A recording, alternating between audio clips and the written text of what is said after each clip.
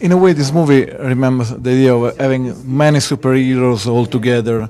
It's some sort of a Santa assemble. How do you feel about the fact that there is this? Of course, the Guardians were already in production when the Avenger was released. But when you saw the Avengers, did you feel that there was the same? The movies are totally different.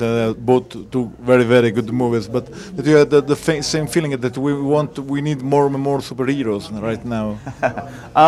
You know, I don't know. I don't know that we need more. We need interesting ones. But yeah, we were well underway in production when Avengers started, you know, coming to people's consciousness, and we were kind of like, hey, wait a minute, we were here first. But you know, I think it has. It kind of shows a new stage in the evolution of these movies, these big fantasies, these big comic book and adventure movies that people want fuller. They want to see a whole world full of these characters.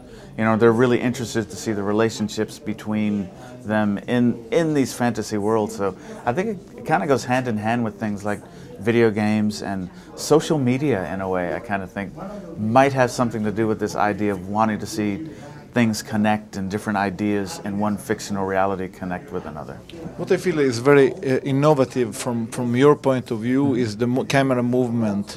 I mean, what you do in some sequences is amazing, and I think how tough has been. I mean, there is a. How did you work on that direction? Because this is very, very new.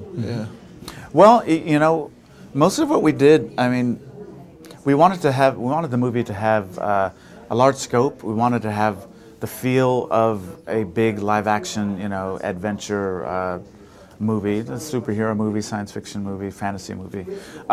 We worked a lot. We designed all those shots, all the action, first in storyboards. So it's just, you know, painstaking work with drawings and really working things out. We were also able to use our 3D models, and we constructed models in 3D in the computer, and we were able to actually take a virtual camera and move through the sets to be able to get a first look at, you know, how our cameras might track the characters as we'd kind of, you know, lay them out in the storyboard. So we had a lot of tools to kind of help us be able to pre-visualize what the camera was going to do based on the actors. You are considered a genius. You are a genius. But if you can analyze what is the Guillermo Del Toro's touch on the projects, there's not a lot of touches. What I think is I only get involved with movies I love, and I do it in a very, very imprudent way. You know, like I really don't think of the consequences to my life, my family life, my economy. I just go in and do them, and I think that out of that madness comes something that is real. You know?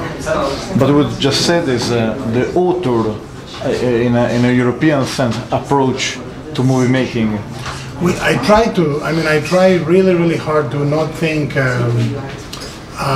ever in my head as a career. I try to think about it as a life, you know, because a life is what we all have. A career is what filmmakers think about their work. Every piece, like I will go and make a movie in Prague and live in Prague for a year and a half, or New Zealand, or it's my life too. So I cannot waste it on things I don't love.